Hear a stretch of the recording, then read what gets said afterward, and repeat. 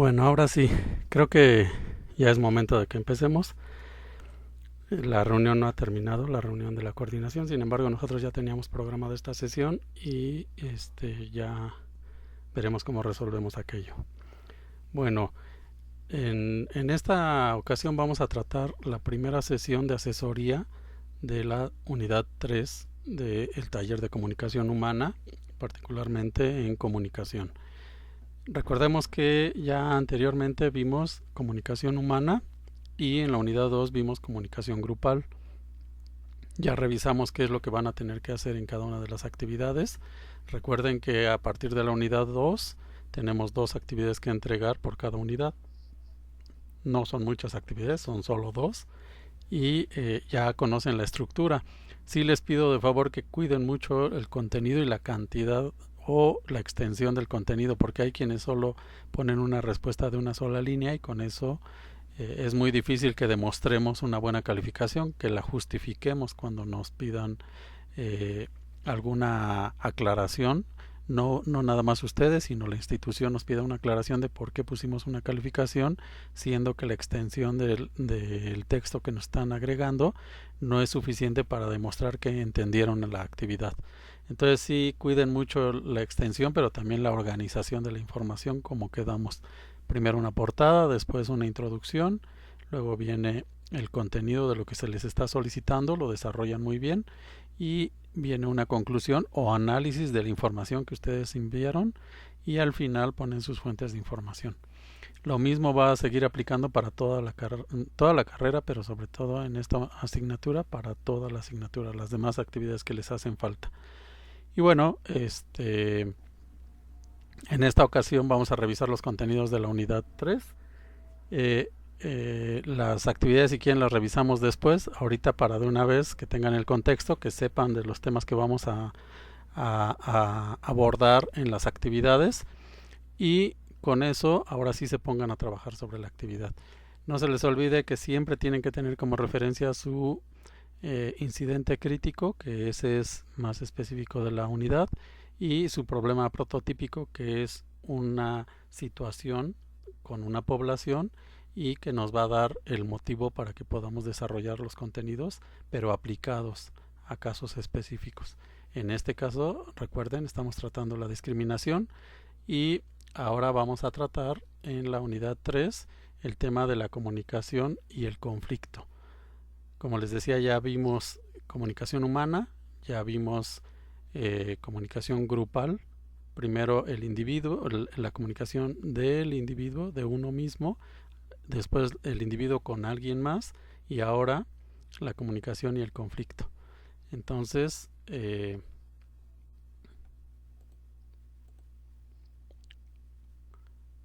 recordemos que la comunicación está totalmente relacionada con el conflicto. El conflicto no nada más en términos negativos, sino también en un debate de ideas, en una confrontación de ideas en las cuales vamos demostrando nuestro punto y la otra parte también lo puede hacer. Y es la manera en que las personas se comunican y de esta forma pueden generar o resolver conflictos. Solamente en el conflicto es donde vamos a poder enfrentar todo nuestro marco teórico, todas nuestras fuentes de información, todo el respaldo que tenemos y lo justificamos ahí y hacemos toda una argumentación para poder justificar lo que estamos proponiendo, lo que estamos discutiendo y del otro lado también, siempre en esta confrontación de ideas para que entonces podamos digamos fijar un punto y si no logramos eso, por lo menos abrimos una línea de discusión y tenemos procesos que nos ayudan a entender mejor todo el contexto del tema que estamos resolviendo, estamos discutiendo. Y en el ámbito de la psicología, recuerden que la relación entre la comunicación y el conflicto es fundamental. Y esto para ayudar a las personas a manejar y a resolver sus disputas de manera efectiva. La comunicación eficaz siempre puede prevenir malos entendidos y reducir la posibilidad de conflictos. mientras que una comunicación deficiente puede intensificar las tensiones y dificulta la resolución de problemas. Esto siempre va a ser así y en psicología no es la excepción. Lo mismo vamos a encontrar en ciencias políticas, lo mismo incluso en ciencias duras, en ciencias, las conocidas ciencias científicas, digamos, las que aplican el método científico en la experimentación y demás, como es la química, la biología y demás. Ahí también se llega a dar esta confrontación de ideas y justamente de esa confrontación es cuando tomamos una posición. Y cuando tomamos una posición, entonces ya tenemos una visión más ideológica. Y a partir de eso, ahora sí, planteamos toda una metodología para llegar a un resultado. Pero siempre es necesario entrar en un conflicto. Si no entras en un conflicto, entonces te quedas con la idea de que que tienes todo resuelto, todo cubierto, y al momento que ya estableciste una metodología y ya la estás desarrollando, por ejemplo en el método experimental, en el camino te das cuenta que debiste haber hecho un análisis más profundo, confrontar más ideas y entonces no te enfrentarías a ciertas barreras técnicas, quizá barreras teóricas que bien pudiste haber resuelto previamente si las hubieras discutido con alguien más. Entonces por eso es necesaria la comunicación y el conflicto, pero esa comunicación también debe de estar solventada por toda una investigación, todo un corpus de información, de conocimientos, para que entonces cuando entremos a ese debate sea enriquecedor y podamos aportar también nosotros y recibir, tener la sabiduría de saber cuándo estamos aprendiendo algo y cuándo estamos aportando. Y entonces ahí es donde enriquecemos el contexto del tema que estamos poniendo en el centro. Si no hacemos esto, entonces lo que estamos haciendo es una confrontación y una necesidad de querer imponer una posición y entonces no logramos aprender de inicio, no logramos ganar, porque aunque ganáramos entre paréntesis, lo que estaríamos haciendo es imponer, pero al mismo tiempo no ganaríamos porque no fuimos capaces de escuchar en un debate de confrontación de ideas. Entonces por eso es necesario el conflicto, siempre va a ser necesario salirnos de ese espacio de comodidad y a partir de eso empezar a construir y deconstruir constantemente. Y a partir de eso lo que le llamamos análisis es descomponer lo que ya está hecho, analizar las partes y reconstruirla, pero ya reconstruida con una nueva visión, con una nueva objetividad y con una cantidad de información nueva que nos ayuda a darle sentido a esa nueva reconstrucción, a ese análisis. Después lo volveremos en síntesis y así. Entonces, en psicología es fundamental, ya sea para favorecer que se llegue a acuerdos o para aclarar malos entendidos. La relación entre la comunicación y el conflicto siempre va a radicar en el hecho de que la mayoría de los conflictos surgen de malentendidos, de falta de información o de interpretaciones erróneas de los mensajes. Y por ejemplo, un comentario mal expresado o mal interpretado o una crítica no constructiva se puede percibir como un ataque personal, aunque el debate sea sobre un tema, pero al no ser claros en nuestra comunicación, lo van a percibir o se puede percibir del otro lado como un ataque personal y entonces ya la discusión no va a ser sobre el tema, sino sobre la persona. Por eso tenemos que tener mucho cuidado cuando escribimos, no juzgar a la persona, sino la idea, el tema de debate. Y entonces con esto evitamos generar una reacción defensiva y escalarla en un conflicto. Por otro lado, también una comunicación clara, abierta y respetuosa nos va a permitir que nos podamos expresar y permitamos que la otra parte también se exprese en cuanto a sus necesidades y sus preocupaciones, sin necesidad de generar un conflicto o una tensión que no ayuda a esta confrontación de ideas. La importancia de la comunicación en la solución de conflictos es evidente en diferentes etapas de un proceso de solución. El proceso no se da nada más en la confrontación directa y ya, sino hay todo un proceso y lo tenemos que identificar.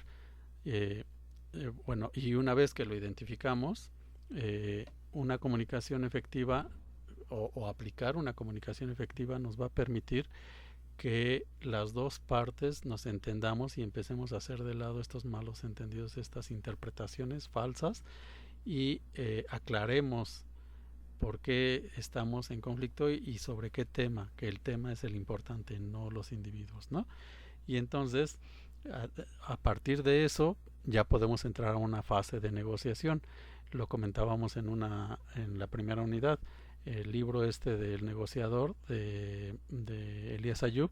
Él, lo primero, cuando lo entrevistan, lo primero que dice es: a mí lo que más me importa en una negociación es que los dos salgamos ganando, que la otra parte y yo salgamos ganando, porque eso me da una ganancia adicional, va a hacer que él me tenga confianza y en siguientes negociaciones vamos a poder seguir platicando, seguir trabajando juntos y seguir ganando los dos. Si yo lo someto, entonces él acabará sintiéndose perdedor, pero ya no volverá a negociar conmigo otra cosa, porque sabe que esto es una relación en la que uno de los dos va a perder y no se va a querer arriesgar. Lo mejor es que negociemos y que los dos salgamos contentos y ganando los dos, y eso nos da una proyección a futuro. Bueno, aquí la siguiente etapa en la que tendríamos que entrar después de aclarar y de desmenuzar aquello que estamos en lo cual estamos en conflicto, entonces ahora sí entramos en la negociación, que es la habilidad de expresar ideas y emociones de manera constructiva.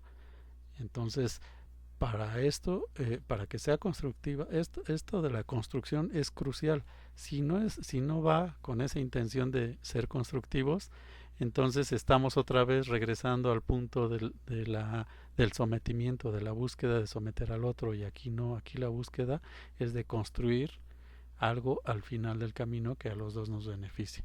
Y finalmente, en la implementación de las soluciones, pues conviene mantener una comunicación abierta, permanente, que nos asegure que vamos a seguir en este o en otros temas de manera respetuosa y comprometidos con estas etapas, y que ya habiendo desmenuzado y habiendo sido más claros en la información, entonces ya haremos de lado los prejuicios y ya no consideraremos un debate como algo personal, sino como algo constructivo. Entonces, por eso es muy importante la comunicación en una relación, cualquier relación, ya sea de individuo con individuo, individuo con un grupo o entre dos grupos, cualquier relación es necesario que exista una comunicación eficiente y que sea constructiva siempre.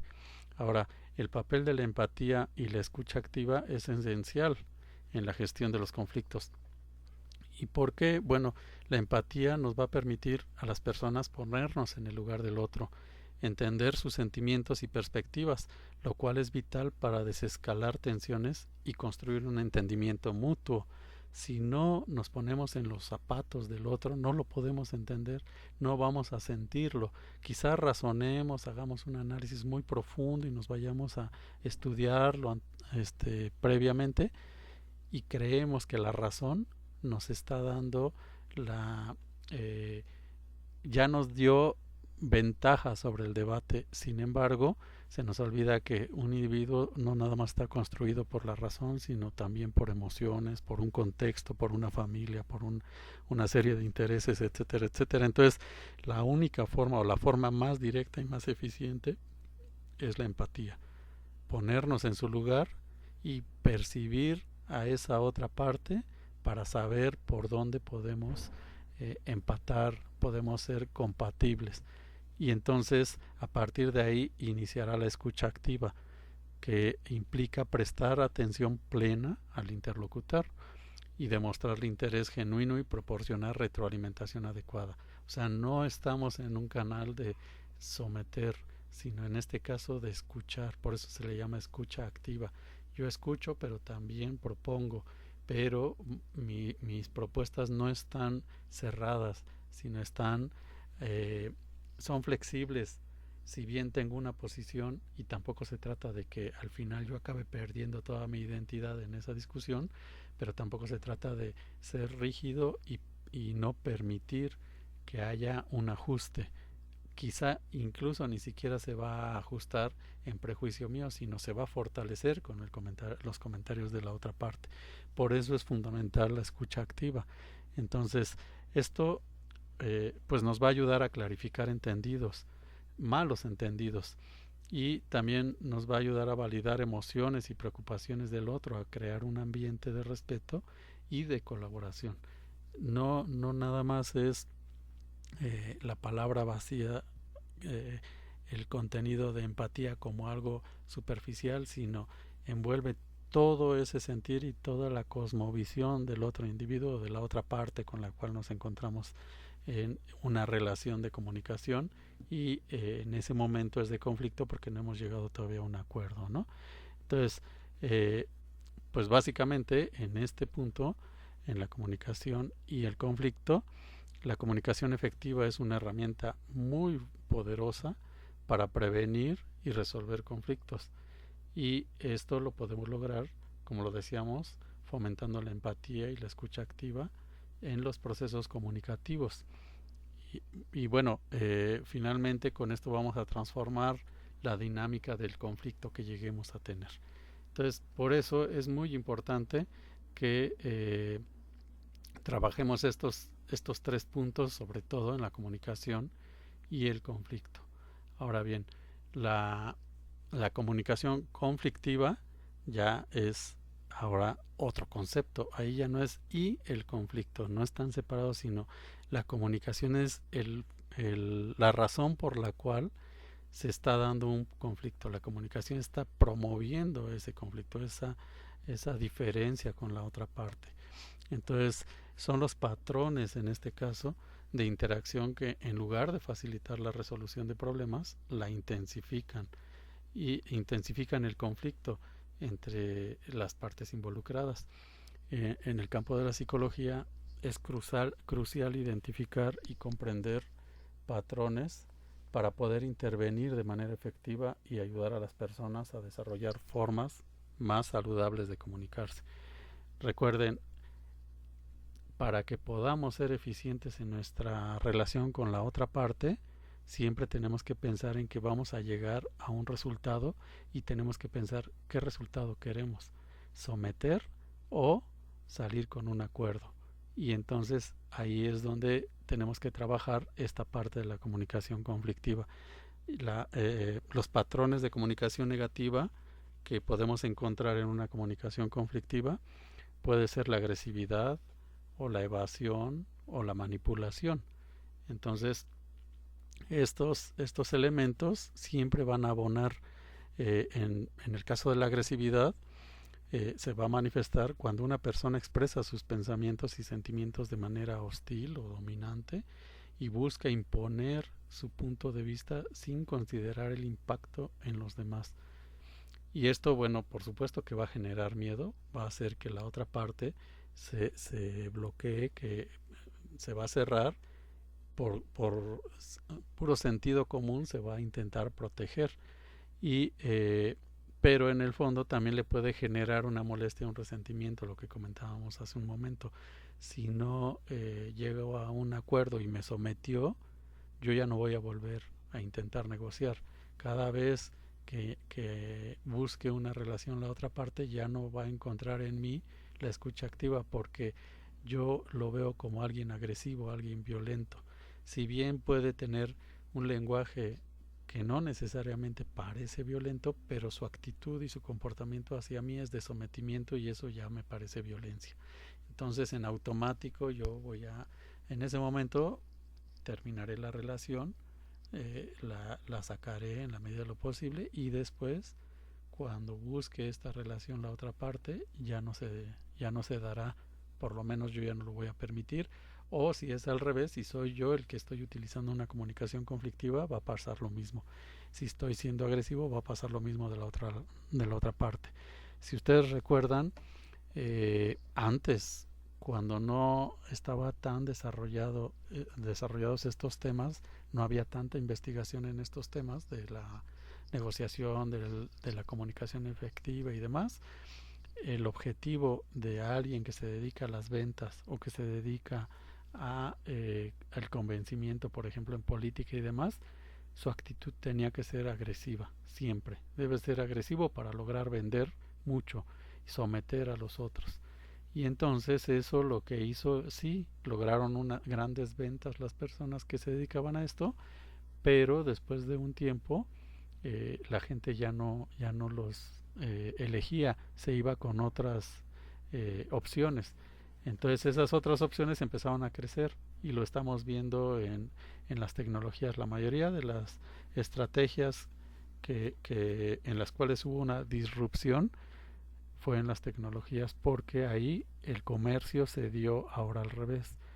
Yo te muestro empatía, yo me identifico contigo, veo que te gusta y a partir de eso te ofrezco. Entonces, esa es la otra parte, fue utilizado para el comercio, pero finalmente funcionó porque las personas así funcionamos. Cuando recibimos algo agresivo, quizá en el momento nos contenemos, pero después ya no lo vamos a aceptar, ¿no?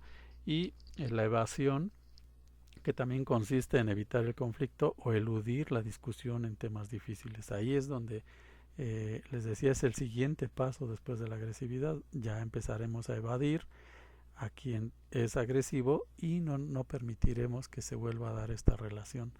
Por lo tanto, la comunicación ya no va a ser estable, ya no se va a volver a presentar y pues lo único que vamos a encontrar son problemas no resueltos, se va a aumentar la tensión y se va a provocar eventualmente un conjunto de conflictos que vamos a tener que resolver, que se van a ir acumulando. Como sabemos que todo eso puede ocurrir, desde un inicio vamos a bloquearlo. Ahí es donde vamos a evadir. Si nosotros somos los que estamos en la negociación y la otra parte es violenta, lo mismo ocurre al revés.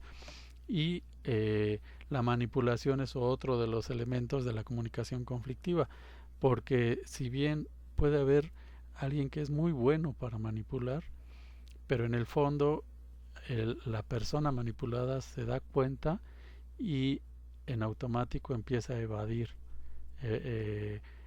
A lo mejor no lo entiende, no lo analiza, pero se siente incómodo porque se siente sometido. Entonces, podemos decir que la manipulación involucra tácticas como la distorsión de la información, el uso del chantaje emocional o la omisión de hechos relevantes para influir en el comportamiento del otro. Y la manipulación finalmente acaba socavando la confianza y la transparencia en las relaciones. Entonces, por eso es que no es conveniente pensar en estos tres elementos como parte de su comunicación, porque a final de cuentas ustedes mismos estarían estableciendo las bases para alejar a su contraparte o con aquel que están intentando llegar a un acuerdo o a una comunicación constructiva. Entonces, con esto podemos ver que el impacto de la comunicación conflictiva en las relaciones interpersonales es muy significativo. Ese impacto se presenta a través de las conductas que pueden erosionar la confianza y también pueden generar sentimientos de incomprensión y de aislamiento. Y esto, por supuesto, va a dificultar la colaboración y el entendimiento entre las dos partes.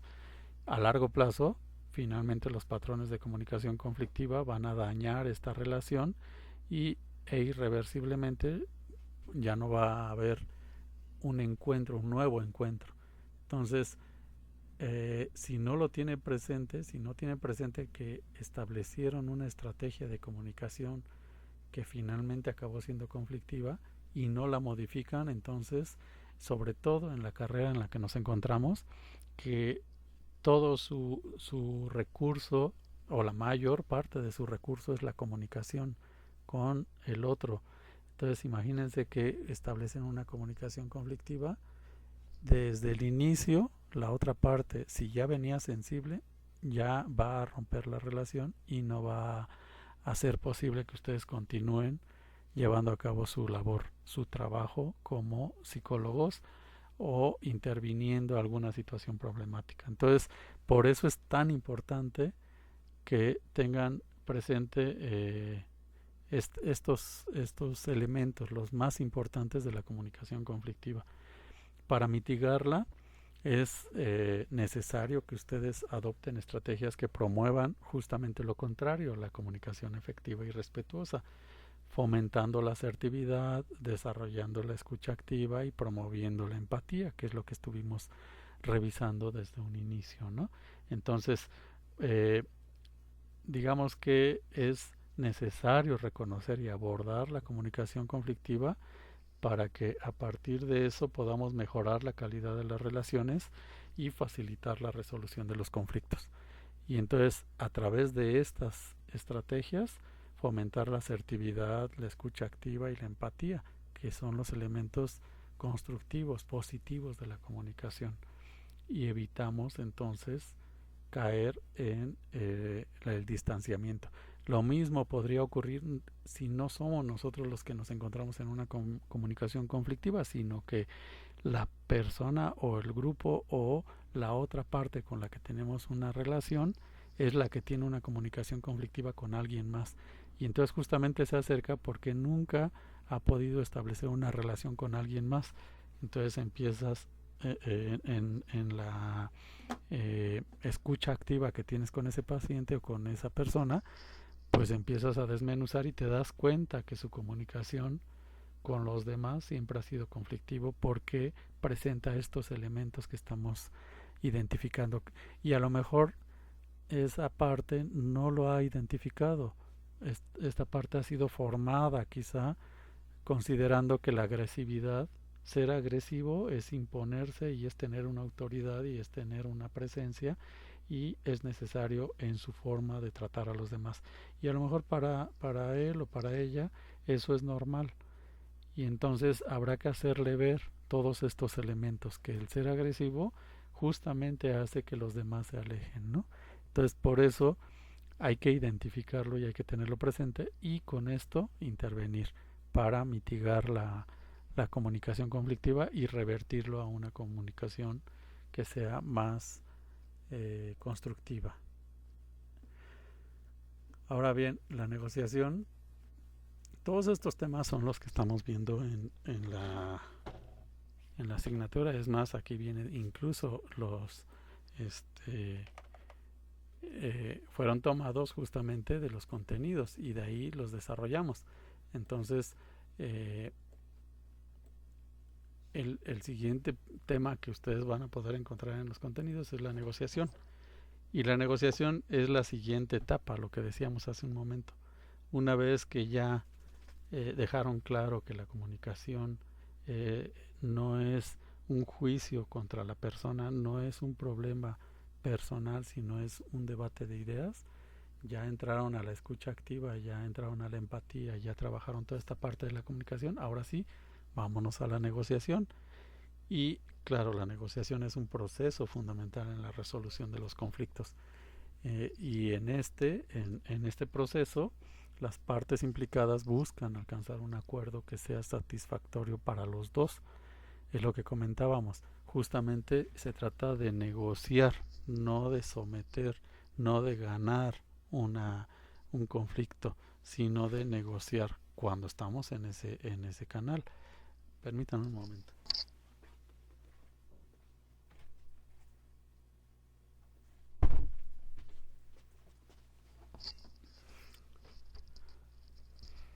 Entonces, entendemos la negociación como un proceso de comunicación interactiva en que dos o más partes con intereses comunes o divergentes intentan alcanzar un acuerdo.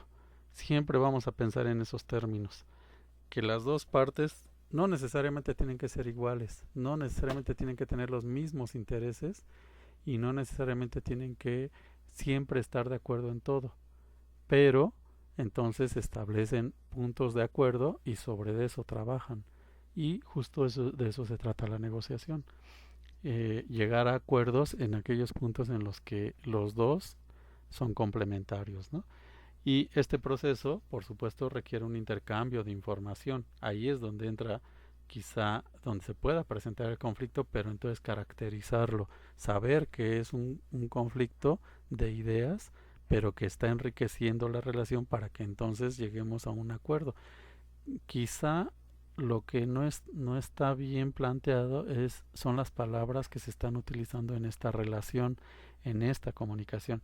Las palabras están siendo mal entendidas y a lo mejor están hablando de lo mismo, pero al final lo están interpretando diferente. Por eso es necesario que estén dialogando permanentemente e intercambiando información y tener una comprensión mutua de las necesidades y una disposición a hacer concesiones para encontrar una solución que beneficie a las partes, a las dos o más partes involucradas, ¿no? Entonces, por eso la negociación es fundamental y que se den todas estas etapas y estos procesos internos de la negociación. No es de inmediato, no se da en un instante, sino tiene que ser todo un proceso para que entonces lleguen a un entendimiento y se encuentren en un mismo canal. Siempre con estos elementos que ya comentamos de la empatía, de esta actitud constructiva y demás. Entonces, para esto tenemos que entrar a ciertas etapas de la negociación. La negociación no es lineal y no se da en un solo momento, en un instante y ya, en un punto de la negociación, sino son etapas.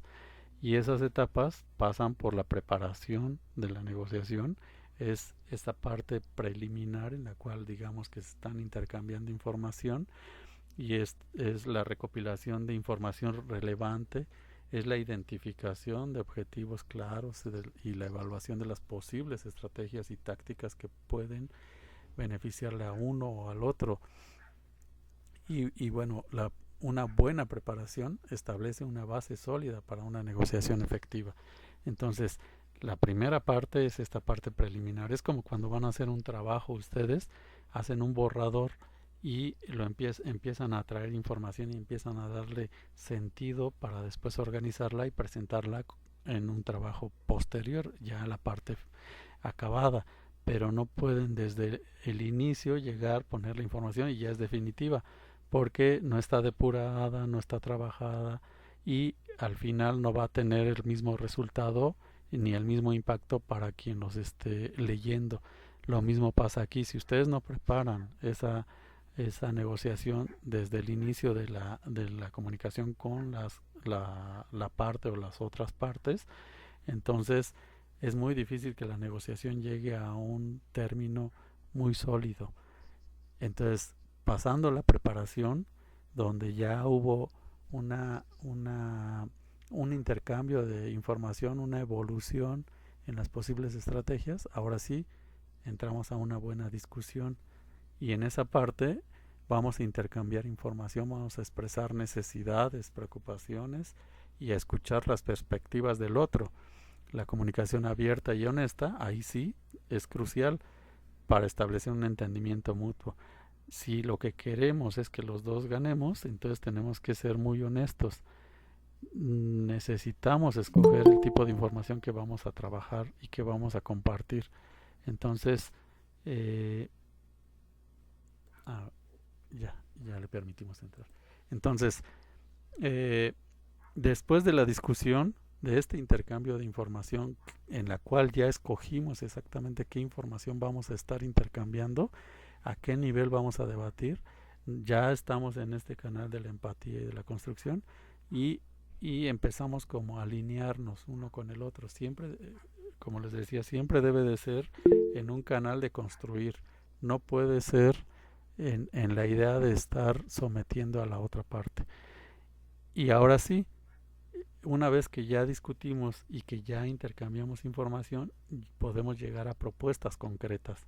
Entonces, en esa etapa de la propuesta ya vamos a presentar y discutir posibles soluciones a partir de lo que ya estuvimos discutiendo y de lo que ya preparamos antes. Entonces ya vamos a presentar propuestas. Es fundamental que lleguemos a esta etapa y presentemos propuestas, porque si no lo hacemos, entonces la discusión queda vacía y no tiene sentido, no llegamos a algo concreto. Entonces, las partes, ya sea dos o más partes, van a evaluar las propuestas de quienes las presentan en función de la viabilidad y los beneficios mutuos, pero entonces ya tienen un contexto, ya tienen información que surgió en ese debate, en esa discusión, y que surgió en el primer acercamiento, donde ustedes empiezan a establecer una comunicación con la otra parte, ¿no? Y al final, bueno, ya viene el cierre. En el cierre eh, vamos a llegar a un acuerdo final. A lo mejor no en todo vamos a llegar a un acuerdo, pero por lo menos ya se pusieron en la mesa todos los temas y algunos de los temas podrán formar parte del acuerdo final. Y con esto vamos a formalizar los términos y asegurarnos de que todas las partes comprendan y acepten esas condiciones. Ya en el cierre definitivo vamos a garantizar que se cumplan esos acuerdos y se mantenga la relación entre las partes. O sea, que no termine ahí, que dejemos abierta la puerta para seguir negociando en otros puntos o a lo mejor en los mismos puntos, pero en otros momentos en los que ya tenemos una madurez de ideas sobre esos temas. Quizá en un primer momento esa idea o alguna de las ideas que se les presentó fue algo inesperado, algo que a lo mejor no habían concebido, pero se lo pueden llevar las partes e irlo procesando y en una siguiente ocasión entonces sí aterrizarlo, o incluso ellos cuando ya le vean el valor de las ideas y de las propuestas que se expusieron, entonces venir, acercarse, buscar a quien las propuso y reiniciar un nuevo diálogo y una nueva negociación. Pero por eso es necesario que establezcamos estas etapas. Entonces siempre que ustedes van a presentarse en una relación de comunicación con alguien más y que van a entrar a un proceso de negociación, tienen que contemplar estas diferentes, estos diferentes momentos: la preparación, la discusión, la propuesta y el cierre. Y bueno, ¿qué habilidades necesitan en la negociación? Porque finalmente uno puede establecer una estrategia, pero si no somos hábiles para desarrollarla y nos vemos muy rígidos, muy eh, inexpertos, entonces no vamos a lograrlo consolidar. Entonces para eso necesitamos desarrollar habilidades de persuasión, habilidades de escucha activa, que la otra parte sienta la confianza de que lo que nos está confiando no nada más lo estamos oyendo, sino lo estamos procesando, y eso es una escucha activa. Y de ahí pueden surgir también propuestas de lo que nos está diciendo. Entonces se dará cuenta y sentirá más confianza de que no está hablando al aire, ¿no? Y la flexibilidad que podamos tener, esta disposición de adaptar nuestras posiciones y hacer concesiones en la medida de lo posible para encontrar acuerdos entre las dos partes y para que hagamos nuestra la propuesta cada uno. La otra parte también tendrá que hacer concesiones, pero en la medida de sus posibilidades y nosotros en la medida de las nuestras, y entonces llegaremos a un acuerdo en la cual las dos partes o todas las partes sintamos una identidad con la propuesta final. Entonces por eso es necesaria la flexibilidad para que podamos avanzar en los acuerdos. Si no hay flexibilidad, no va a haber acuerdo, porque decía Mahatma Gandhi que un puño cerrado no se puede saludar, y eso es fundamental. Con esa frase le abrió las manos a mucha gente y llegó a acuerdos con muchísimos funcionarios de muchos países. Un puño no se puede saludar, y tiene toda la razón. Entonces por eso es que necesitamos tener presente, estar abiertos con flexibilidad, con escucha activa y con una buena persuasión, porque tampoco se trata de que nos sometamos y acabemos aceptándolo todo, sino que haya un intercambio y vayamos moldeando la propuesta final, ¿no? Enriqueciéndola.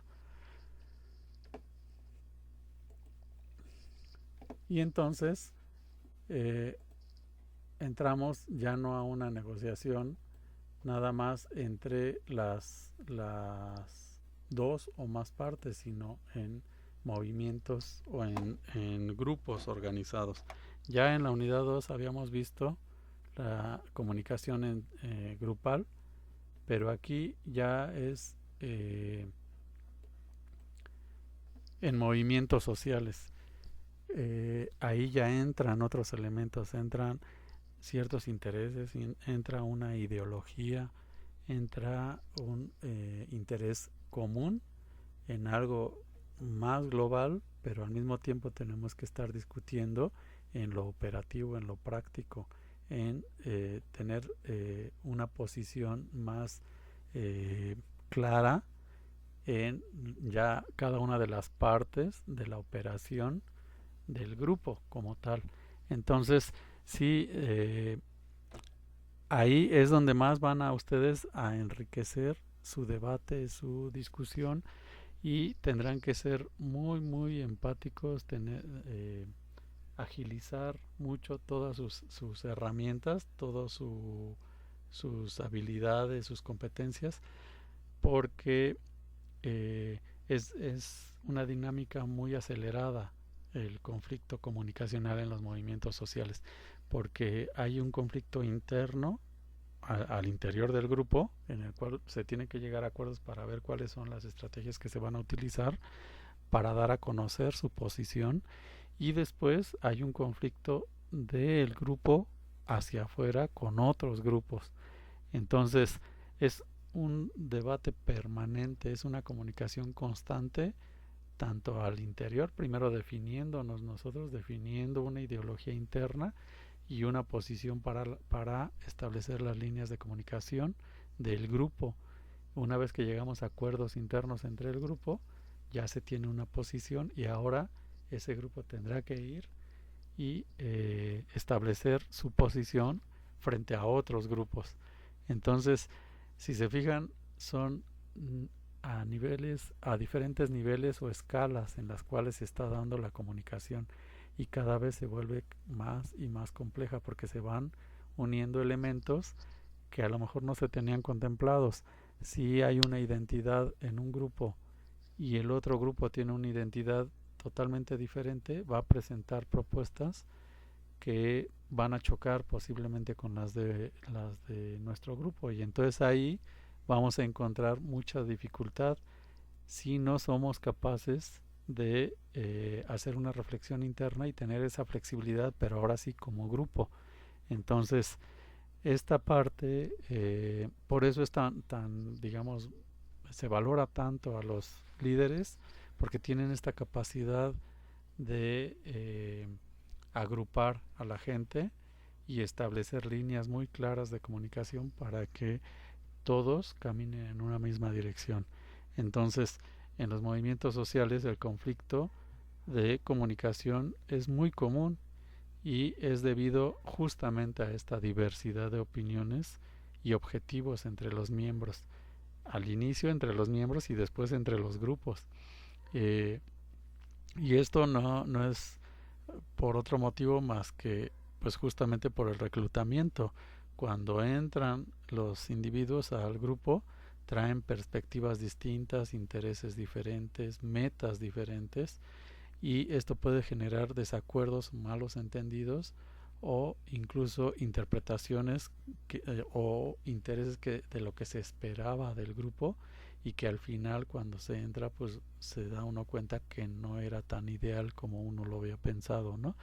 Entonces esta diversidad, si bien puede ser algo difícil de manejar, también es muy enriquecedor, porque si somos flexibles, entonces podemos ir aprendiendo de las otras opiniones, y además, como estamos en esta intensidad de la discusión, pues vamos logrando consolidar una posición cada vez más sólida, más fuerte como grupo, y en uno mismo se va enriqueciendo en su posición, pero sí necesitamos tener esa flexibilidad. Si no la tenemos, entonces nos vamos a quedar idealizando una posición dentro de un grupo, y otra vez ocurre lo que decíamos hace un momento, la falta de flexibilidad, o sea, la rigidez en nuestra posición, en nuestras aspiraciones, en nuestros objetivos, pues va a acabar reventando nuestra intención de participar y nos alejaremos, ¿no? Porque no vamos a caber en ese grupo. Vamos a dificultar, o quien tenga esa posición va a dificultar la cohesión y la efectividad del movimiento, y esto ya no va a permitir que se mantenga ese grupo, y por lo tanto esa parte, la que es más rígida, pues acabará retirándose, ¿no? Entonces se tienen que tener estrategias para el ingreso o para invitar y, digamos, entre comillas, reclutar o permitir que ingresen nuevos participantes, pero con ideas muy claras. Desde un inicio plantearles muy claro cuáles son los objetivos, qué es lo que se ha discutido, a qué acuerdos han llegado, que lo tenga muy presente, para que entonces cuando ingrese ya venga contextualizado y pueda ser más fácil su integración. Y entonces la diversidad en las opiniones y en los objetivos es un elemento crucial, porque si no se presenta esta diversidad, entonces sería un grupo o un movimiento muy rígido, que también al final va a acabar chocando con otros grupos, va a ser muy extremista y finalmente no va a avanzar demasiado, ¿no? Entonces, en su estrategia de comunicación va a ser rechazado rápidamente por aquellos interlocutores a los que quieran llegar. Ahora, esto nos da la pauta para entender por qué es importante la coordinación y la claridad de nuestros mensajes. Si no nos coordinamos dentro de un grupo, en un movimiento social, no nos coordinamos para informar adecuadamente a los integrantes y hacia afuera informar todo nuestro marco, nuestro planteamiento, el marco teórico en el que nos estamos basando, nuestro planteamiento ideológico, todos nuestros principios y valores internos. Si no tiene establecido todo eso y no está bien coordinada las partes internas, entonces cuando haya una comunicación que no es coherente, empieza a desquebrajarse no solo el grupo, sino las relaciones hacia afuera, porque no hay claridad en los mensajes, y esta falta de claridad pues no va a garantizar que las demandas y las propuestas se puedan transmitir adecuadamente, y va a haber malos entendidos y todo va a llegar a un conflicto provocado por justamente esta falta de comunicación adecuada e interna, ¿no? Entonces por eso debe haber una coordinación muy eficiente al interior, y la comunicación justamente es el elemento más importante, de los más importantes yo diría, si no es que el más, además de la formación ideológica y demás, algunos otros elementos, pero la comunicación es fundamental. Sin la comunicación no existe cohesión, no existen objetivos claros, no existen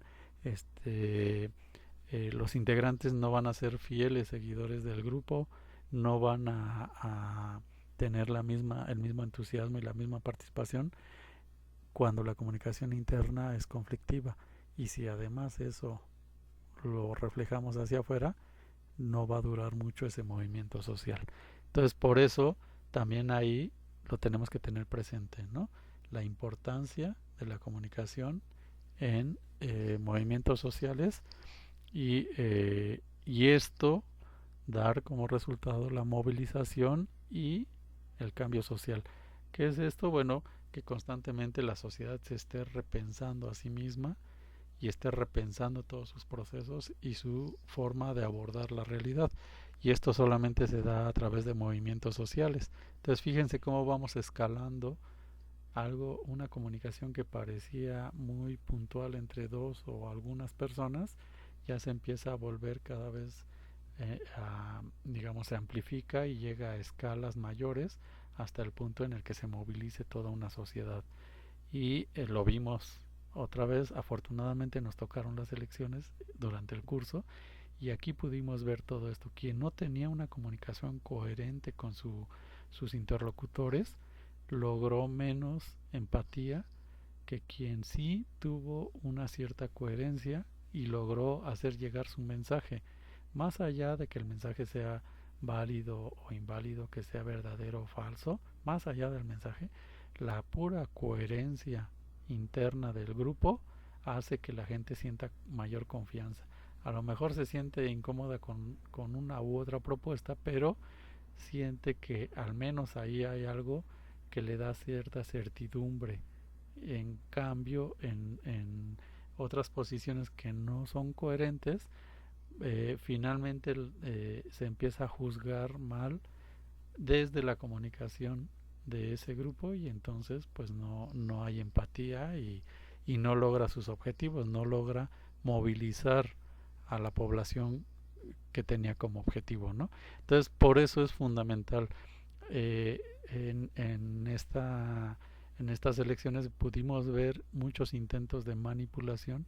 Algunos quizás sí lograron su objetivo, algunos no, pero cuando eran muy evidentes, muy toscos esos intentos, luego incomodaban a cualquiera, a gente que ni siquiera estaba involucrada, con el simple hecho de escuchar el mensaje y verse en medio de un intento de manipulación.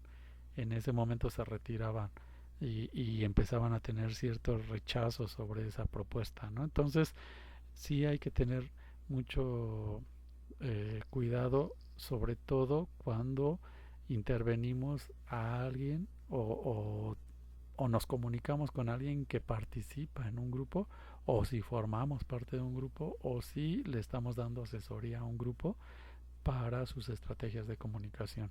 Entonces, ahí sí tenemos que trabajar mucho los elementos que ya revisamos en lo individual, en lo grupal, y ahora cómo eso va escalando para llegar a movilizaciones y cambio social, ¿no? Entonces, como pueden ver, eh, todo esto va teniendo un impacto desde lo local, desde lo individual hasta lo colectivo. Y eso ya dependerá de la estrategia y de las necesidades que se tenga de quien está haciendo la propuesta. Entonces, eh, o de quien está estableciendo una estrategia de comunicación. Entonces, ¿qué función tiene permítame, la negociación? Bueno, la, la, las funciones de la negociación en los conflictos de comunicación son diferentes, son diversas, y son esenciales para manejar y resolver disputas. Eso ya lo veíamos en las anteriores diapositivas. Sin embargo, en los grupos podemos encontrar que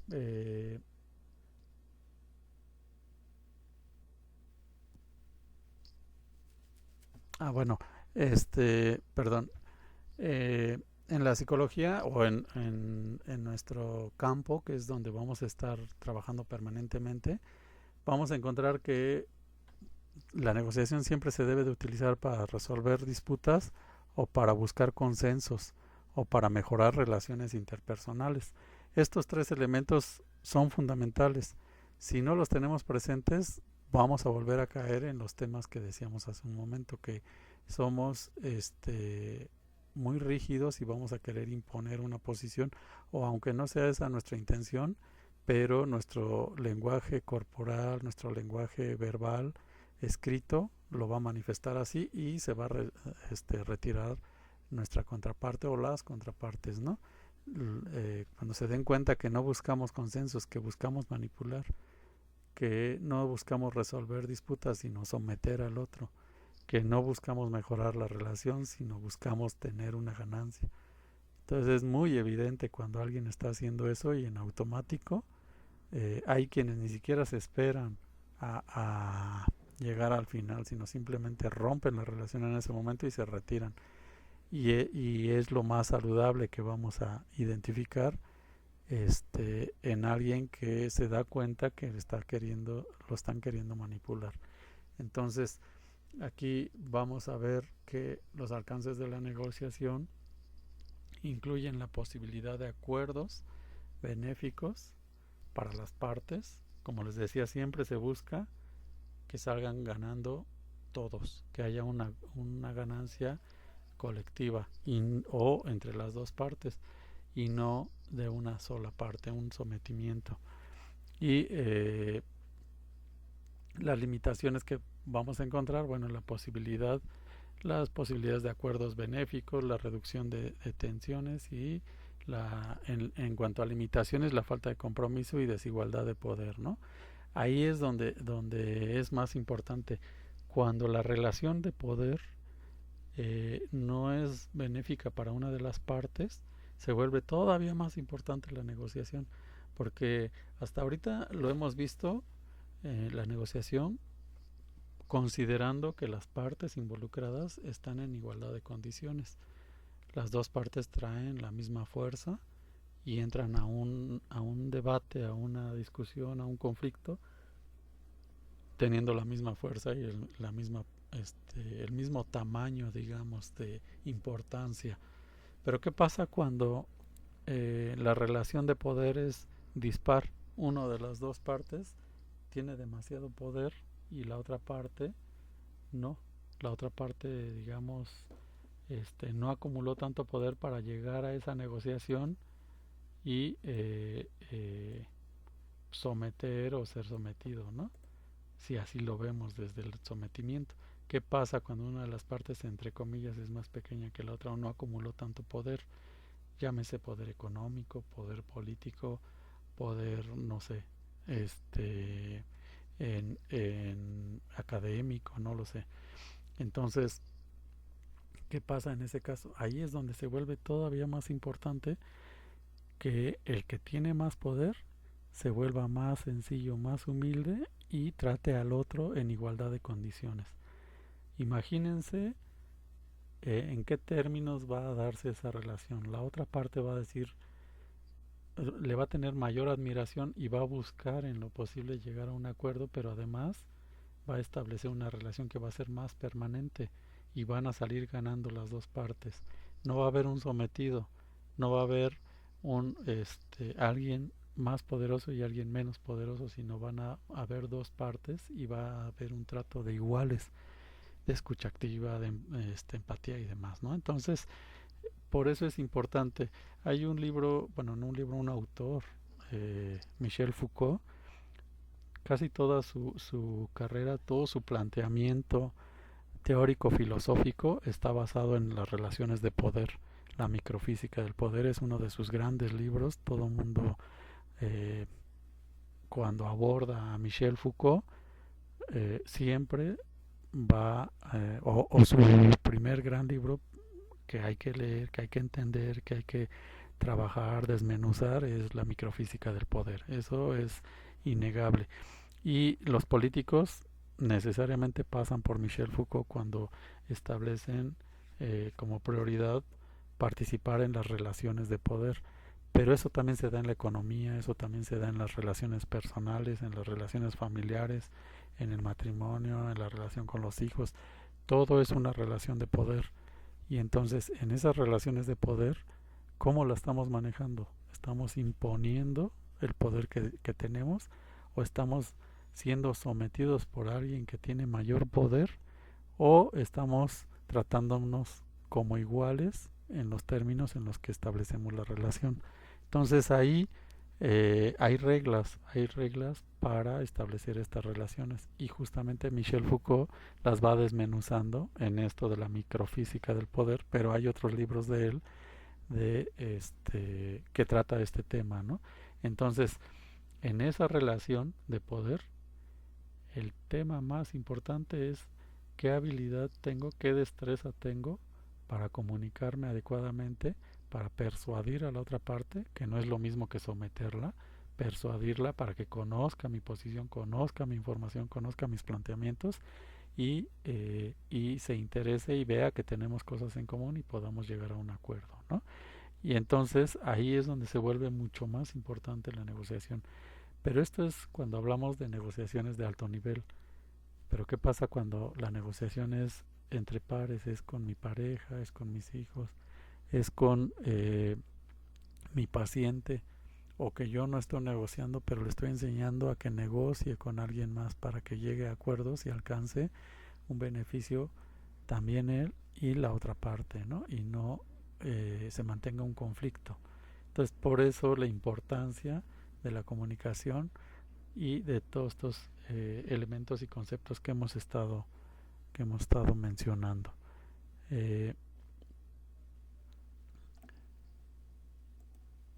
Ahora bien, se me movieron los títulos.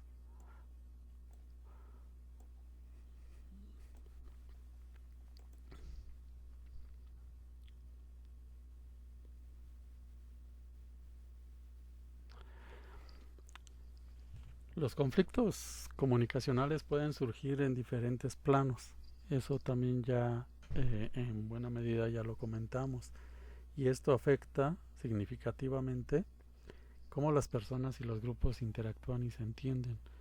Y estos conflictos pueden manifestarse a nivel individual o en un plano individual, en un plano grupal, en un plano colectivo o en un plano cultural. Y entonces cada uno de estos planos, a estos niveles, tiene características muy específicas y tiene desafíos muy específicos que van a tener un impacto sobre la dinámica de las relaciones y la eficacia de la comunicación. Por eso es que primero abordamos la comunicación humana, el individuo, cómo se comunica, cómo recibe la comunicación. Pero ya después pasamos a otro nivel en el que ya fue con el grupo. Ahorita ya vimos que también existe con el colectivo, con la comunicación cultural. Y entonces, cuando ya existen hábitos y costumbres en la vida diaria de las personas, el impacto que llega a tener, pues es o puede ser negativo o puede ser positivo, y además la dimensión en la cual se llega a presentar. Entonces, por eso es necesario que se dé una interacción y se busque el entendimiento entre las partes y que nos ubiquemos en el contexto, en el plano en el que nos encontramos, porque a lo mejor estamos estableciendo una relación de comunicación a nivel individual cuando en realidad nos encontramos en un contexto colectivo o en un contexto grupal. Entonces sí tenemos que identificar en qué nivel nos encontramos para que podamos atenderlo adecuadamente, ¿no? Dimensionarlo, encontrar los desafíos que se necesitan en ese nivel. Cuando andábamos en el movimiento estudiantil en el 99,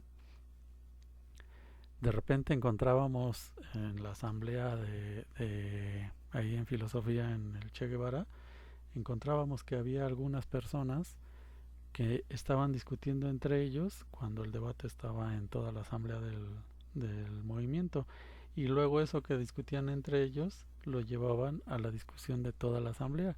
Entonces de pronto le daban la palabra y participaba, y en esa participación estaba sacando temas muy puntuales que eran que se podían discutir, pero más a nivel individual o más a nivel de grupo, de colectivo, de la facultad determinada, ¿no? Y no a nivel del movimiento en su conjunto. Entonces teníamos que decirle, ¿no? Oye, ahorita estamos tratando el tema tal y estamos hablando de la posición de todo el movimiento en relación a las autoridades, en relación al Estado, porque el Estado es el que está interviniendo para subir las cuotas de la universidad, por ejemplo, ¿no? Entonces, o para meter cámaras, o para inhibir ciertos exámenes, etcétera. Entonces, estamos fijando una posición de todo el movimiento. Entonces, lo que se espera de tu discusión, de tu participación, es que fijes una posición de tu grupo, que tu grupo ya discutió y que tú ya lo traes a este nivel para defenderlo. Pero si vas a defender una posición personal que no respalda a tu facultad, pues tu misma facultad se te va a ir encima, ¿no? O tu prepa, o tu CCH, o tu escuela, ¿no? O incluso ya no digamos ni siquiera la prepa, sino tu grupo colectivo, porque además al interior había corrientes políticas. Entonces, imaginemos, ese debate lo quería yo llevar a mi posición personal, la quería llevar a un debate que era colectivo y que además estaba definiendo toda una movilización nacional e internacional, porque el movimiento si ustedes se enteraron, finalmente acabó dando pláticas y haciendo asambleas en otros países y detonó movimientos en otros países. En Argentina, 1 o 2 años después, vino una crisis, pero previo a eso hubo movilizaciones en todo el país de estudiantes. En España se estaba dando una movilización de estudiantes porque también les estaban subiendo cuotas. Allá no era gratuita la educación, y entonces había un debate similar, y entonces había intercambios de información entre ellos y nosotros constantemente en Indonesia y en varios países. Entonces imagínense, la persona que a lo mejor tenía muy buenas habilidades para la oratoria y podía impactar a un gran colectivo, no estaba ubicado en el contexto, y entonces lleva su posición personal y sus mismos compañeros lo callan y le, oye, tranquilo, eso ya lo platicamos en la asamblea, ya llegamos a un acuerdo y aquí tenías que venir a defender esa posición, ¿no? Entonces hay que ubicarnos en el nivel en el que nos encontramos de discusión, si es en el plano individual, grupal, colectivo, cultural, ¿no? Y el impacto que va a tener.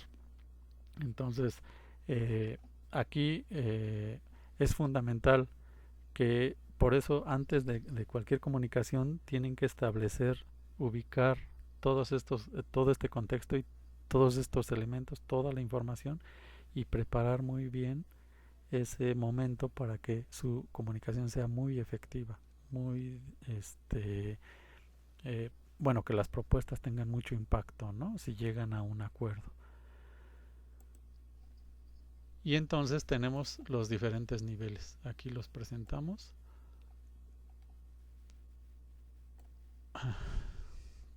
Permítanme un momento.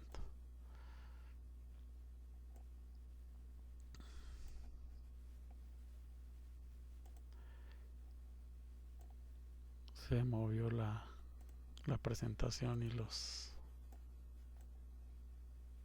temas, pero bueno. Entonces tenemos que el plano individual, los conflictos comunicacionales pueden derivar de malos entendidos, diferencias personales y falta de habilidades de comunicación. En el plano grupal, los conflictos pueden surgir por la competencia de roles, la falta de cohesión y problemas de liderazgo. Entonces, si regresamos al ejemplo que les decía, pues llegaba alguien y quería aprovechar la asamblea general de todo el movimiento, en este caso el movimiento estudiantil, para hacer pasar su propuesta que no pasó en su asamblea, y entonces eso lo que demuestra es que la asamblea no tiene un control al interior, no tiene una posición bien clara de su comunicación hacia afuera, y se viene a reflejar en el colectivo, en este caso en el movimiento en general, ¿no? Y entonces ahí se ve la competencia de los roles, la falta de cohesión grupal, los problemas de liderazgo, y eso debilita al grupo ante los demás.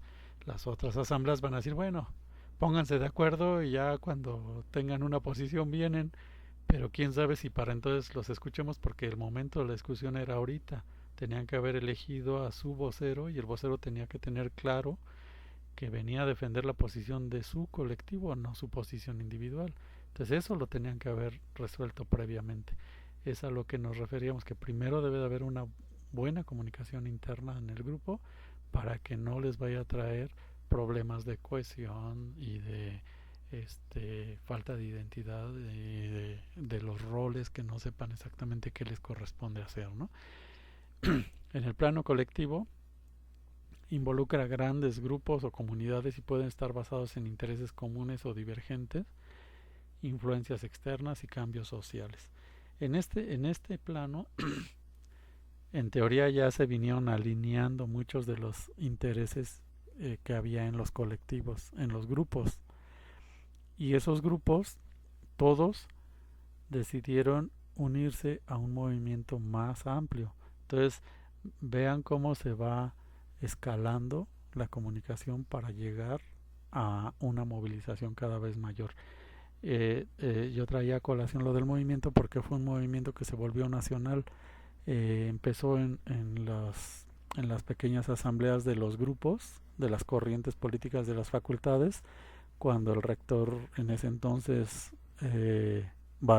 Francisco Barnés de Castro, hace pasar una propuesta para aumentar las cuotas en la universidad con una serie de argumentos, eh, define un reglamento de pagos y o, lleva a cabo algunas estrategias para que la asamblea la apruebe y deja de lado o deja fuera a los representantes estudiantiles. Entonces los estudiantes van y lo comunican a sus escuelas y se empiezan a formar grupos, asambleas. En esas asambleas se decide que hay que ejercer presión, se discute la posición de la asamblea de la facultad y cada escuela hace lo mismo y fijan una posición ante la rectoría. La rectoría decide no escucharla y insiste y entonces los grupos se empiezan a organizar y empiezan a llegar a acuerdos para que digamos tengan más temas de discusión sobre la problemática en la universidad, ya no nada más las cuotas, y entonces surge el examen Ceneval, surge la seguridad interna de la universidad, surge el congreso universitario y así varios temas. Y entonces se establece una plataforma que es la que van a defender todos los grupos, independiente de que ingeniería tenga una posición, de que otros tengan otra posición. Al final, todos llegan a un acuerdo y defienden esa plataforma. Ahora sí, todo el movimiento va y presenta su plataforma, pero ya como un colectivo, una movilización universitaria. Como la rectoría insiste en no moverse de su posición, entonces el movimiento lo vuelve a escalar y se empieza a unir a otros grupos como son el ESME afuera, que eran los electricistas, se une con la CENTE, se une con otros grupos que tienen otros intereses, que son de otros ámbitos sociales, pero que apoyan a los estudiantes. Y entonces crece el movimiento y abarca a otros estados. Después se van a hablar con otras universidades a otras partes del país y en otras universidades empiezan a hacer paros en apoyo al movimiento estudiantil. Se vuelve un movimiento nacional para ejercer todavía más presión sobre el gobierno. Entonces, si se fijan, se fue escalando hasta volverse un movimiento que ya no era nada más colectivo, sino incluso cultural. Fíjense, en el plano cultural los conflictos comunicacionales pueden surgir por diferencias en valores, normas, prácticas culturales, afectando integración y convivencia. En todo el país ya se hablaba de ese movimiento. Ya se volvió un tema que preocupaba a nivel nacional. Se volvió un plano cultural. Y entonces la comunicación de ese movimiento se volvió muy efectiva porque había un área de comunicación que se la pasaba informando todos los días a la prensa y la prensa amplificaba los comunicados a su manera, pero al final lo amplificaba, además de las brigadas que salían a comunicar al metro, a todos lados, a las universidades. Entonces, vean cómo un conflicto que se pudo haber detenido desde el inicio negociando, acabó escalando al punto en el que la parte rígida no se movió, en este caso la posición inicial de la rectoría no se movió y acabó escalando hasta volverse nacional e internacional. Llega un nuevo rector, ¿qué hizo? Implementó esto que estamos diciendo, la escucha activa y la empatía y la búsqueda de consensos y una actitud constructiva. Si bien seguía fijando la posición del Estado, del gobierno, de la universidad también, pero estableció un lenguaje en el cual le decía a la sociedad, miren, yo quiero dialogar, estableció mesas de diálogo, hubo diálogo, si bien a lo mejor no pasaban mucho las propuestas, pero se estableció el diálogo. Entonces empezó a desbaratar la estrategia del movimiento para después ya cuando no hubo forma de seguir dialogando, meter a la policía y eso ya fue la ruptura total de la comunicación. Pero fíjense, ese ejemplo nos sirve para entender cómo se va escalando si no tenemos la capacidad de llegar a acuerdos desde el inicio y desbaratar un posible conflicto a futuro. Ahora sí, me decías, Ivette, si gustas participar. Abre tu micrófono. Gracias, profe. Buenas noches. Es que tenemos clase a las 8. Entonces, bueno, de hecho mi compañera Lilia le puso un mensaje ahí en el chat. Si existe la posibilidad de que le demos una revisadita a las actividades, a la experiencia de aprendizaje y al foro, así rápido. Bueno, a ver, vamos a abrir. ¿Por qué la necesidad de revisar las actividades? ¿Es porque tienen alguna duda en particular sobre ellas o hay alguna otra razón? Yo sí, yo estoy perdida con la experiencia de aprendizaje. O sea, entiendo los contenidos, ya los revisé, y ahorita con lo que usted nos estaba explicando, a mí me quedan más claros, pero no encuentro la forma, o sea, como de relacionarla. No sé si es, la propuesta que tenemos que hacer es como entre los grupos o yo con los grupos o no me queda muy claro, profe, perdón. A ver, ahorita abrimos las indicaciones. Sí, apenas se está compartiendo, profe. Ok.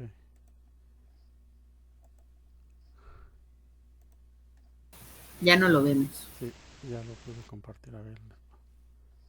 Ahí está.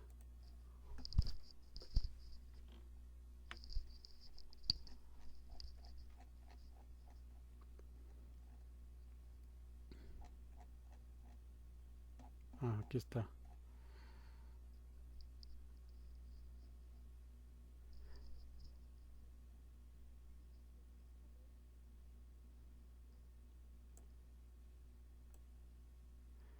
Bueno, ahorita que ya revisamos los conflictos comunicacionales, ya pueden poner la definición y esa viene en sus contenidos de su asignatura.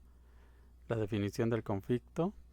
Enlisten 3 conflictos, ya los revisamos ahorita, que pueden identificar en el incidente crítico. El incidente crítico, ya saben, es la discriminación de los grupos vulnerables, y para que tengan un poquito más claro cuál es el incidente o cómo caracterizarlo, háganse esta pregunta. La pregunta del incidente crítico les va a marcar, es una pregunta detonante justamente. ¿Qué estrategias de comunicación y habilidades comunicativas te serán útiles para identificar situaciones que enfrentan cada uno de los adultos que acuden al centro comunitario? Ya en automático les dice cuál es el grupo vulnerable al que se está refiriendo. Entonces, uno de los grupos vulnerables es también la adicción, la gente que tiene adicción y lo que genera. Bueno, entonces el incidente crítico ustedes lo encuentran también ahí en plataforma, en los contenidos, inicia con eso, el contenido, y la actividad también inicia con el incidente crítico. Seleccionan uno de los 3 conflictos comunicacionales enlistados y realizan una propuesta de estrategia que utilizarían para su solución. Ya vimos con qué pueden ustedes revertir un conflicto en la comunicación. Lo acabamos de revisar hace un momento.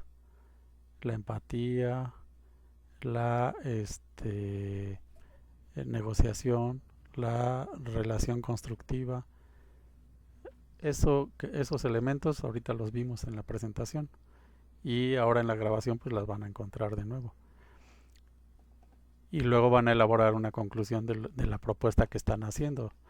Claro, no nada más van a decir ser empáticos y ya, desarróllenlo en función a el conflicto que están estableciendo ustedes aquí en su trabajo. Definen el conflicto comunicacional, enlistan los 3 conflictos que pueden identificar dentro del incidente crítico y seleccionan de los 3 conflictos enlistados. Selecciona uno de los 3 conflictos comunicacionales enlistados y realiza la propuesta de una estrategia que utilizarías para su solución. Justamente hablábamos de cómo, por ejemplo, en el movimiento estudiantil, cómo desarmó la estrategia de comunicación del movimiento, la desarmó justamente Juan Ramón de la Fuente, y la desarmó estableciendo las mesas de diálogo. A lo mejor no llegamos a un acuerdo, pero se hizo la negociación. Entonces el mensaje que se mandó a la sociedad fue: yo estoy siendo flexible, estoy llegando a un diálogo y estoy estableciendo o buscando una negociación, les estoy haciendo propuestas para negociar y los estudiantes no las han querido aceptar. Ese era su discurso y la gente empezó a tener mayor empatía con la rectoría. Antes de eso, el discurso del anterior rector decía: yo no acepto porque la ley se debe de respetar. Y yo no lo acepto y así se quedó. Entonces la gente empezó a volverse empática con el movimiento, porque el movimiento decía: es que yo quiero dialogar, quiero discutir tu propuesta. No, no, se queda como está. Entonces la rigidez provocó que se volviera un conflicto y se escaló a un nivel mucho más grande. En este caso, ustedes identifiquen algo similar en alguno de estos grupos, de los grupos de vulnerables que sufren discriminación. Y de esos grupos identifiquen cuáles son los conflictos de comunicación que se han presentado y que han hecho que se convierta en un grupo que no tiene derechos y demás, pero ¿por qué se ha vuelto un problema mayor? Y realizan la propuesta de cómo pueden resolverlo, o cómo podrían intervenir en ese grupo, ¿no? Y en ese conflicto de comunicación. Sí. Perdón que lo interrumpa. Una pregunta. Bueno, es que mi duda es si los conflictos son dentro de los grupos vulnerables o yo dentro de los grupos vulnerables o yo con los grupos solos o entre los grupos, es lo que no me queda muy claro. Bueno, acabamos de ver que se puede dar a diferentes planos. En el plano individual, en el plano grupal, en el plano colectivo y en el plano cultural. Si te fijas, se va escalando. En el individual es cuando el individuo tiene un conflicto de comunicación con alguien más, entre dos o más individuos, pero que no llegan a un grupo. Luego vamos al plano grupal, donde la discusión se da de forma más amplia. Y ya después el colectivo es cuando varios grupos están discutiendo. Y ya en el cultural es cuando ya lo escalamos a nivel social, cuando ya hay una movilización. Es digamos, la cantidad de personas que participan en esos planos es el plano individual, el grupal, el colectivo y el cultural. Entonces, tú vas a identificar, en este caso te están diciendo abiertamente que el adulto mayor, tú puedes establecerlo, pero lo tienes que describir. Bueno, yo intervengo directamente con un adulto mayor que pertenece a un grupo vulnerable de los adultos mayores que son discriminados por tal condición A, B, C, D, y lo describes porque estás contextualizando por qué dices eso, por qué lo afirmas, por estas razones. Ahora, ya establecí que ese es un grupo vulnerable, y ese grupo vulnerable se encuentra en esa condición porque hay un problema de comunicación. ¿Qué problemas? Eso es ese conflicto de comunicación es el que vas a establecer ahí. Algunos de los que ya revisamos ahorita: malentendidos, diferencias personales, falta de habilidades de comunicación, faltas de cohesión grupal, problemas de liderazgo, los que acabamos de revisar ahorita. Hay muchos, dependiendo del plano en el que se encuentren. Y una vez que identificas esos, porque tú lo estableciste en qué plano lo estás trabajando, ahora sí, dices: si había falta de cohesión grupal, ¿qué hago para que no haya falta de cohesión grupal? Si estoy hablando de un grupo, por ejemplo, si hubieran sido los migrantes, que fue lo que revisamos en el curso pasado en neurología, que el grupo vulnerable sean los migrantes que reciben que tienen problemas de comunicación. Bueno, hay falta de cohesión en el grupo, se dispersan. ¿Qué hacemos? Pues establecemos una estrategia de comunicación para que todos se mantengan unidos y exista una mayor defensa de sus derechos, ¿no? Establezco, ahí yo ya ataqué la falta de cohesión con una estrategia de comunicación. Yo voy a atacar los problemas de liderazgo y coordinación con una estrategia de comunicación también. A ver, vamos a elegir representantes que van a ir a negociar, todos los vamos a apoyar y defendemos la misma, etcétera, etcétera, ¿no? Entonces, a partir de los conflictos de comunicación, tú estableces las soluciones, que son las contrapartes de los conflictos. Que si hay malentendidos y diferencias personales, bueno, entonces establecemos, vamos a entrar a un diálogo para establecer en el plano individual, que a lo mejor tú entendiste otra cosa, te está diciendo lo mismo que tú estás diciendo, pero con otras palabras y lo entendiste mal, hay una interpretación. ¿Cómo lo resolvemos? Con una estrategia de diálogo, por ejemplo. Establecemos un diálogo donde definimos cada uno de los temas que estamos discutiendo y por los cuales hubo males entendidos, ¿no? A eso se refiere con que vas a ir atacando cada uno de los elementos que tienen que ver con la comunicación y que están provocando un problema, un conflicto en ese grupo vulnerable. ¿Sí me explico? Entonces, no sé si me di a entender. A ver, déjame presentarte otra vez la Sí, diapositiva. creo que ya le entendí un poquito más. Sí. Es que esa era mi duda. Ahorita acabamos de revisar esta diapositiva. Ahí están los conflictos, miren. El plano individual, tenemos malos entendidos, diferencias personales, falta de habilidades de comunicación, estrategias de solución personal. En el plano grupal, generalmente estos son los elementos que provocan conflictos de comunicación. Acuérdense, conflictos de comunicación. No confundamos con que hay un conflicto y es que se pelearon, no. Es que hay una estrategia de comunicación que provocó un problema. Eso es lo que tienen que identificar. Estamos trabajando a nivel de comunicación. Entonces, yo voy a intervenir con una estrategia de comunicación también. Entonces, aquí está en el plano colectivo, lo que yo les decía de los intereses comunes, por ejemplo, en el grupo de estudiantes, pues todos defendían que se mantuviera la gratuidad de la universidad.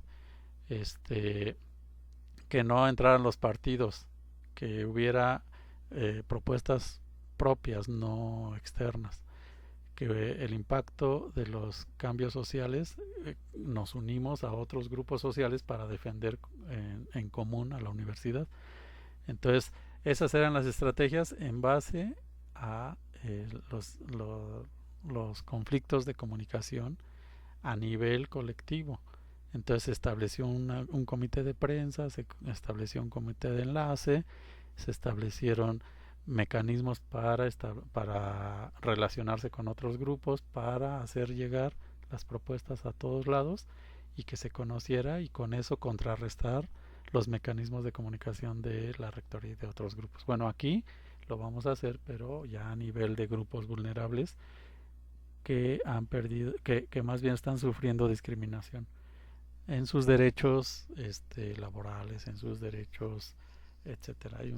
Todos sus derechos sirven, en todos los derechos que ustedes identifiquen que están sufriendo discriminación, los describen, por qué consideran que ese grupo está siendo discriminado y entonces dicen, por eso este es un grupo vulnerable y en ese grupo se presentan estos problemas de comunicación. Y ya ustedes definen estos problemas. No nada más son estos que están aquí, pero son los principales. En los contenidos los van a encontrar también. Y ahora sí lo hacen una propuesta. Insisto, no nada más pongan malos entendidos y diferencias y ya. Si se fijan son 1, 2, 3 palabras. Eso no nos describe nada. Tendrán que desmenuzarlo, ¿no? En el grupo del que están trabajando. Y hacer un texto por lo menos de unos 2 párrafos, porque hay quien sí me pone nada más esto y dicen, en el plano individual hay un conflicto de comunicación por malos entendidos, falta de habilidades y estrategias, y ya, y entonces toda su actividad cabe en media cuartilla, casi, ¿no? Pues no puedo justificar un 100 con media cuartilla, porque como demuestro que sí entendió todo este tema, ¿no? Entonces sí es necesario que ustedes desarrollen cada uno de los temas. Primero establezcan los ejes y después desarrollenlos. Bueno, hasta aquí lo dejamos. En la siguiente sesión terminamos los demás temas. Ustedes los van a encontrar en los contenidos, revísenlos ustedes y vayan desarrollando su actividad. Y ya nada más nos faltan algunos puntos y de todos modos vamos a revisar las actividades. Mándenla, aunque sea, aunque falte acabarla, me dicen, me falta acabarla, pero me gustaría que de una vez me la revise y ya la revisamos. Si hay que mejorarla, se las acepto que la vuelvan a mejorar, pero mándenla ya para que empecemos ya a tener actividades en el aula. Bueno, hasta aquí lo dejamos. Cuídense mucho. No sé si tengan alguna otra duda.